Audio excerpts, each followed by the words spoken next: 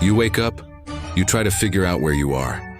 You are probably in a Balkan village in the home of a farming family. Until a certain age, you will live with your family, sitting next to your mother and perhaps doing a few farming jobs with your father. You are a tall, strong child with sturdy bones. An Ottoman official has noticed you. This could be both good and bad news. The bad news is that you will be recruited. The good news is that you will become a new soldier. You are an investment project for the future of the Ottoman Empire. Even though your face is the same, your name has changed, your life has changed. Unlike ordinary children, you have been guided into a new life by the empire. First, you were sent to live with a family in Anatolia so that you could learn Ottoman traditions.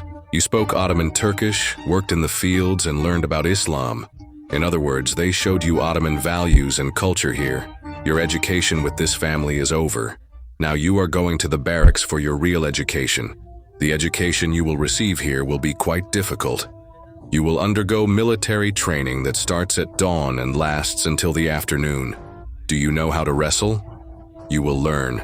Do you know how to throw a javelin? You will learn. Do you know how to hunt? You will learn. All of these are to give you strength, balance, and patience. Oh, and don't forget, if you fail, you can continue this training until you are 30 years old. Now, if you're ready, we'll choose your equipment. A curved sword. As the name suggests, it is slightly more curved than the swords used in Europe. This makes it more of a cutting weapon than a thrusting weapon.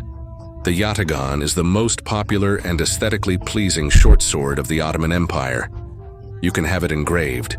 You can shape the pommel, arrow, and bow. If you use a bow, you will be one of the most important of the Janissaries, the left-handed ones. Why are you called left-handed? You are responsible for protecting the Sultan. You are stationed around the Sultan. Those on the Sultan's right must hold their bows in their left hands to keep the Sultan in their line of sight. It's a bit complicated, but I think you understand. Spear.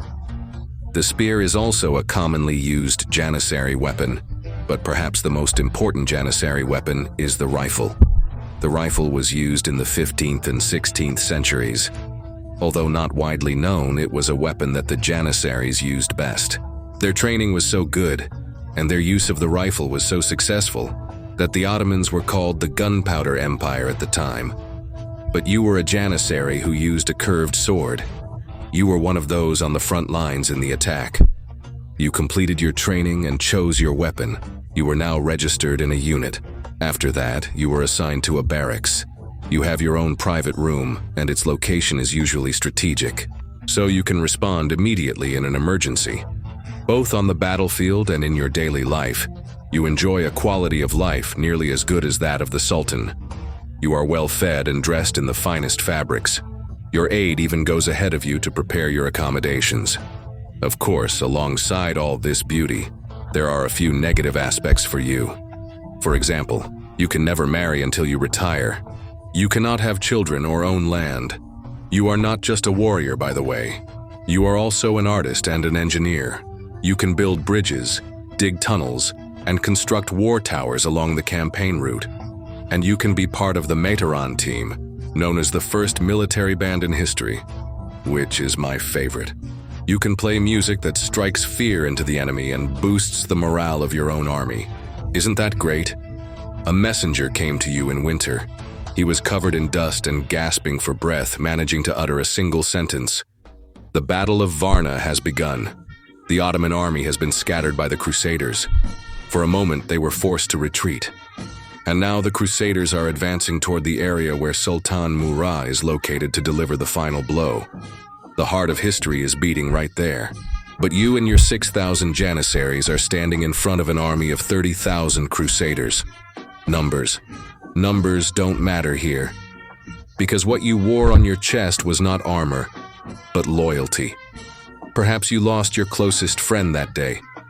Perhaps you yourself breathed your last breath there. But in that battle, it was not just an army that triumphed, but a legend. 6,000 Janissaries stood against 30,000 Crusaders and emerged victorious.